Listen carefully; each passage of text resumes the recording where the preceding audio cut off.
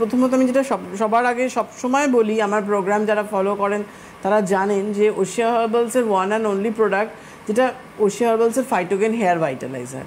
যে চুলটা পড়ে গেছে সেখানে কিন্তু গ্রোথটা খুব দরকার, সেই ভাইটালাইজারটা কিন্তু ইউজ করার খুব প্রয়োজন রয়েছে। এবং ভাইটালাইজারটা ইউজ করলে তোমার যে চুলটা পড়ে গেছে সেখানে রিগ্রোথ এনে দেবে। এবং হেয়ারের ক্ষেত্রে নানা রকম প্রবলেম আসে, সব প্রবলেমেরই একটাই সলিউশন কিন্তু ওশিয়া হার্বালসের ফাইটোগেন হেয়ার ভাইটালাইজার। কারণ ফাইটোগেন হেয়ার ভাইটালাইজার এমন একটা প্রোডাক্ট যেটা ওয়াটার বেস রয়েছে এবং এখানে আমাদের ফলিকিউশন এবং মিল্ক প্রোটিন এই দুটো ইনগ্রিডিয়েন্টসের সাথে আমরা আয়ুর্বেদিক ইনগ্রিডিয়েন্টস দিয়েছি। অশ্বগন্ধা, মজিষ্ঠা, ভৃঙ্গরাজ বিভিন্ন ধরনের কিন্তু আমরা ইনগ্রিডিয়েন্টস দিয়ে আমরা কিন্তু এটা তৈরি করেছি। তো যে ক্ষেত্রে কি হচ্ছে, আমাদের যে হেয়ার মানে মানে যেটা হেয়ার ফল যেটা অল্প হেয়ার ফল সেটাকে কন্ট্রোল করে দিচ্ছে।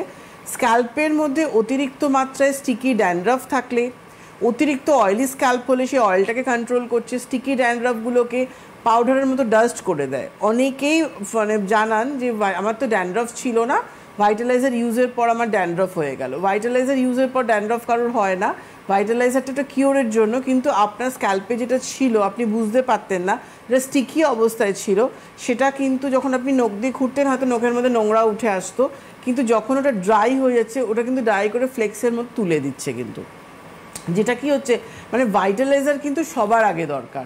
আমার হেয়ার ফল প্রবলেম হোক, ড্যান্ড্রফ হোক, যাই সমস্যা আসুক না কেন, ভাইটালাইজারটা কিন্তু ইউজ করার প্রয়োজন রয়েছে। কেন ওশিয়া হার্বালসের ফাইটোগেন হেয়ার ভাইটালাইজার, আমরা যখন মানে প্রথম ওশিয়ার স্টার্টিং ডে থেকে আমাদের ভাইটালাইজার রয়েছে, তখন শুধু ভাইটালাইজার ছিল। যখন আমরা ফাইটোগেনে আনলাম মানে অ্যাক্টিভ ইনগ্রিডিয়েন্টস দিয়ে, সেখানে নতুন করে আমরা ফলিকিউশন এবং মিল্ক প্রোটিন, ফলিকিউশন রিগ্রোথের জন্য ভীষণ ভালো কাজ করে।